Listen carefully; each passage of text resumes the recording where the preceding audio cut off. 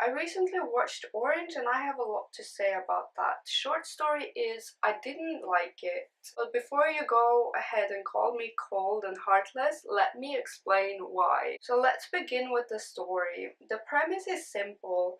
Naho gets a letter from her future self saying that her new classmate Kakeru is dead and that she has to save him. As we find out later, all of her friends also received letters from the future on the same morning. And I get that they might not have had time to read them or that they thought it was just a prank, but like when one of the first things that is mentioned in the letter is that their classmate is dead, well, I'd be a bit more attentive, especially since the letter focuses on proving that they are in fact from the future by predicting the day they're having. I also question the sheer content of the letters. They're so specific. Naho's letter explains in detail the daily events up until his suicide about half a year later. That's a lot of days to fit into that tiny envelope.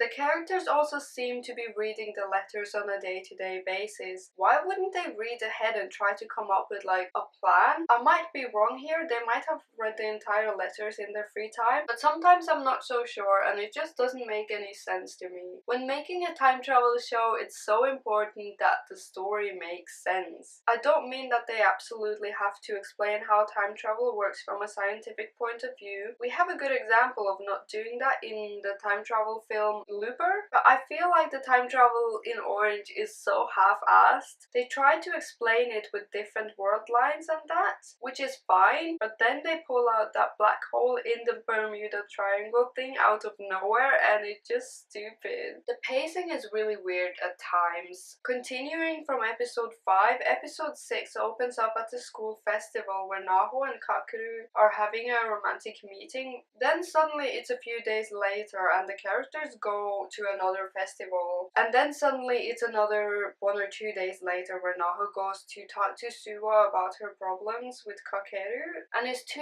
jumpy. It's clear that they tried to fill several chapters into one episode. It just doesn't work very well. There are also a lot of cringe-worthy moments in this anime. I don't know why all the characters are so caught up in Naho's love life, but her friends meddle with her all the time. They're always present for her and Kakeru's important moments. Sometimes you just got to let people get on with it and figure it out for themselves. Episode 10 features a terrible on-the-nose metaphor where Kakeru is trying to carry a mattress by himself, but it's too heavy. The other characters appear to help him out, and they give him a contrived speech about how he can lean on them when he needs their support. At one point, Naho decides to stop reading the letter and simply try to help Kakeru in her own way. I thought this was a cool plot device. I saw a lot of potential conflict. How will Naho behave without her future self guiding her and telling her what to do? Will she be able to find solutions by herself? Will she make the same mistakes as her other self?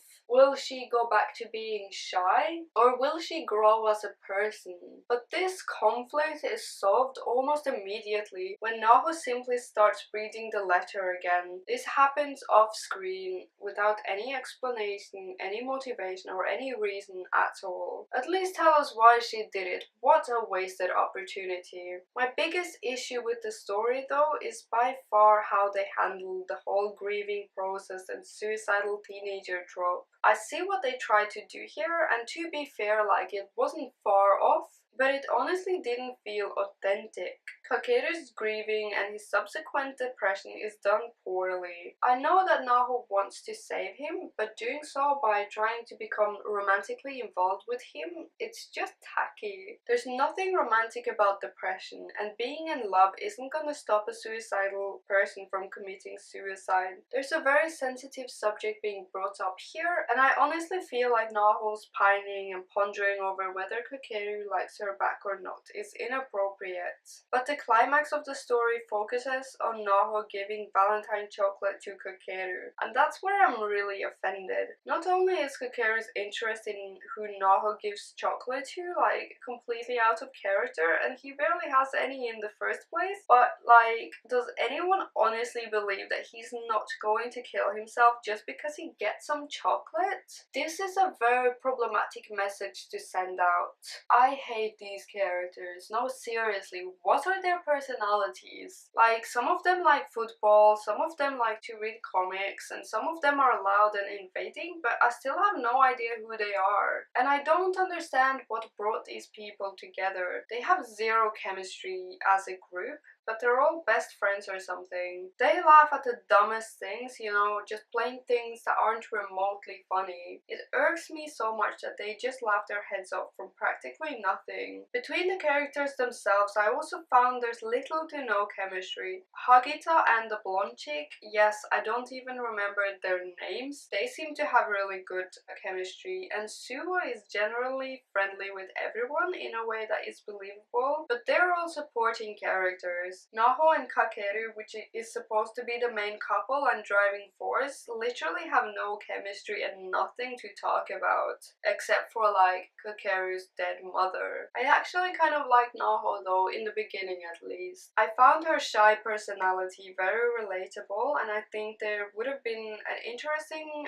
thing to explore here. How far would Naho have pushed herself in order to save Kakeru? But instead she becomes increasingly boring as the story progresses. There's nothing interesting about her, and I don't understand why Kakeru even likes her in the first place. Kakeru is a really interesting character to look at, if only for his missteps. He's also very boring, but at least he has some depth to him. His mother died and now he's depressed. He really struggles with this, but when he's at school he acts cool and happy and cheerful, which I found pretty annoying. I can see what they tried to do with his character, but it feels very contrived. His grief doesn't come across very well in that he simply acts too happy sometimes, and his resolution kind of sucks too.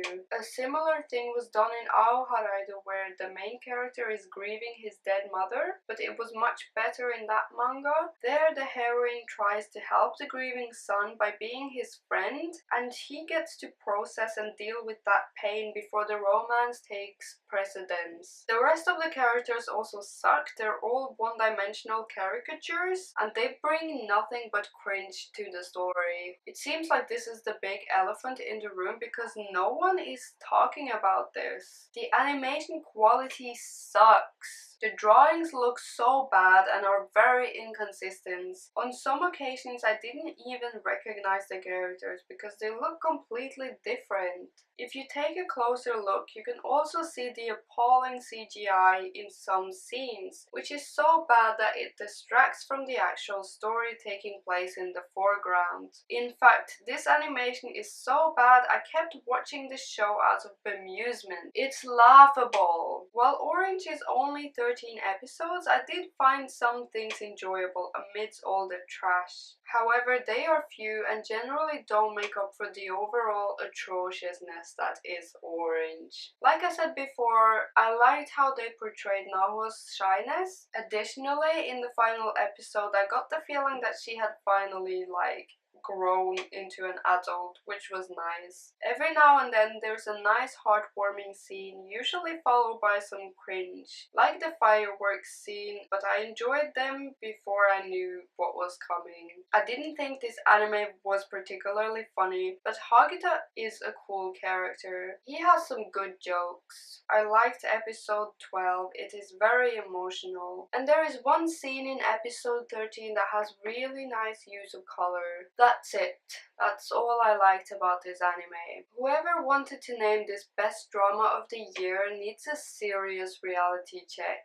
At the risk of romancing depression, Orange is an offensive, inappropriate show that I honestly cannot recommend to anyone, even if I didn't have a bad time watching it. But what irritates me most is that people seem to adore this anime, and I don't get it. It sucks. It sucks on the Pretty Little Liars level, but then again, people worship that shit. There seems to be a charm in watching horrible television, and I can see the appeal of that. It's just I think this anime takes it too far in trying to deal with mental health issues to the brink of suicide. This is a 4 out of 10 for me.